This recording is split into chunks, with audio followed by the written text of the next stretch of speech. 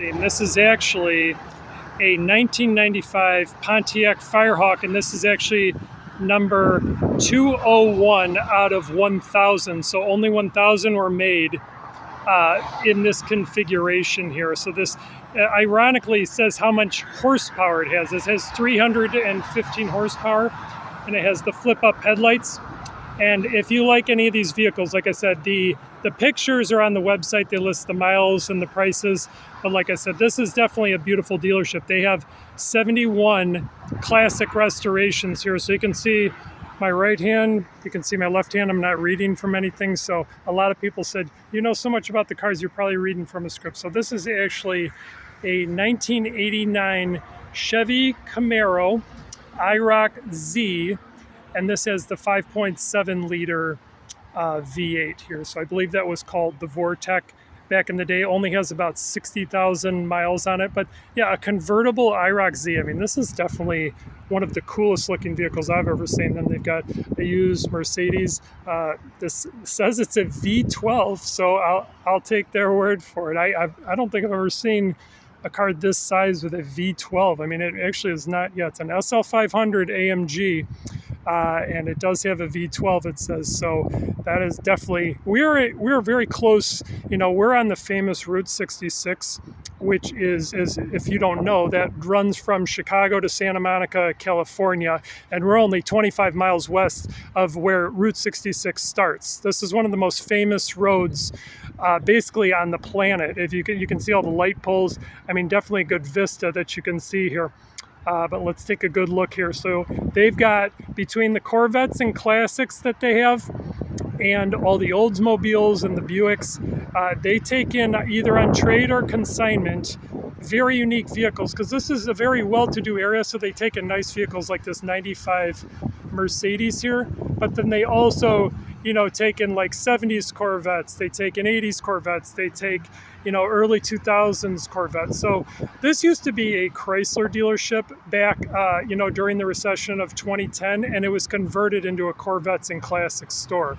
So actually this whole parking lot is sometimes filled with an entire summer car show of people and cars, and actually the line to get in backs up onto the famous Ogden Avenue. So if you don't live in Chicago, you probably don't know what Ogden Avenue is, but it's referred to as Route 66 outside of Illinois. So if you do come to Chicago, this is about 25 miles directly west of where, like, you know, the Chicago Bulls play, the Chicago Bears play, the White Sox, the Cubs, the Blackhawks.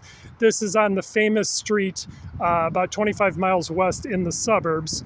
So I have been watching the show called Counting Cars. I'm sure a lot of you have seen it, but I do not have cable. So I get it on the over-the-air Defy TV, which is basically syndicated History Channel shows that are now running for free. And I ironically started doing these classic car videos in September of last year, right around the time I discovered that channel. So I've sort of been doing these videos and learning. I didn't even know like the difference between like an inline six or a V8 or overhead valve, single overhead cam, dual overhead cam. And now I know all that stuff. I'm still not a mechanic, but you know, I did not know all those different terminologies. So I kind of had to learn on the fly as I was going. And I think from the comments below, what people have preferred is that I do the walk and talk. And if I make a mistake, just correct me, because this way you're able to see the most amount of cars. If I just kind of stop and do a 20-minute video on this car and read off the Wikipedia page, yeah, that's good information, but it's not nearly as interesting as just letting you see all these cars here. So what I'm trying to do is make these into like little 20-minute movies where I sold cars from 2005 till about 2020. So a pretty long time. So there's very few YouTubers that do what I do that also sold cars for as long as I did. Most people sell cars for about 6 months to a year and they quit. Some don't even make it a month, and then they start doing YouTube videos. So the advantage is I do have a pretty good knowledge of what's popular and what's not popular. So for example, this car right here, this is actually a 1969 Buick sports wagon, but they put a GS badge there on the side. And so a lot of people think this is a real GS. That was just a cosmetic touch. It's got a 400 cubic inch V8. It's parked right next to a C3100 with an inline six. But they have got just so many unique cars. So for example, there were 3 generations of this Buick here, but this is the second generation. This was the second year of the second generation. This was the biggest, longest, and widest of all the Buick GSs. So, and especially in this light green color, this is one of the most rare cars, and it looks like the car from Christmas Vacation. Although that, I think that wagon was maybe even older than that. And then the most interesting car that I saw online is a 2-door hardtop Eldorado coupe. But what makes this unique, this is a naturally aspirated 7.7 liter, 472 cubic inch V8. So you tell me in the comments below, do you care when I use 7.7 liters? Because some people have put in the comments, quit using liters, just tell us the cubic inches. So if you started selling cars like in the 2000s, you only refer to stuff in liters. But if you're in the classic car market, from what I take it, because cubic inches is an American denomination, whereas liters is like a European thing. I think that's why people don't like the liters reference, but tell me in the comments. This is a pretty cool car here. This is an Impala right here. You can definitely tell when you look at the different GM cars, like all the styling cues, how they're just different enough, but they're just similar enough. I mean, look at that. That's a Eldorado, and that's a much shorter Impala, but you can sort of see that although these were different companies within the same umbrella, you know, that, I mean, look at this Oldsmobile here. You can definitely see sort of the evolution of how everything is a little bit related. That's actually a Lincoln Town car, so that would not be related. But I would say I usually come up with a pick of the day.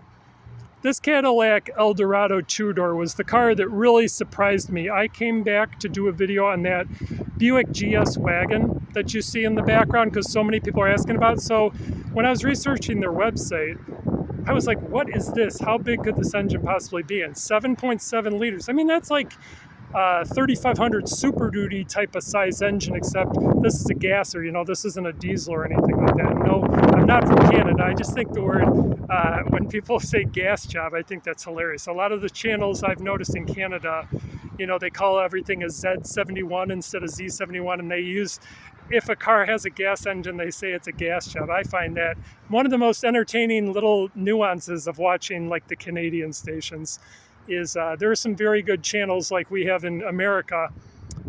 And a lot of the people, you know, they watch the channels from Canada and America. It's a pretty big demographic of people that all in North America want to see trucks and classic cars. So let me know in the comments, is there something specific that I did not cover? There's 71 classic cars here.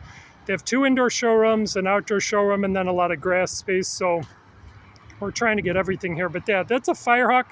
That's number 201 or 221 out of 1,000, but it's one out of 1,000 that was ever built in 1995. That is, I believe this is a V6 turbo, but not 100%. So correct me if I'm, actually, I think it's 5.7 non-turbo. They actually have a Buick Regal Grand National that has a turbo 3.8. So hopefully you're enjoying the videos, and please consider subscribing. Have a great day.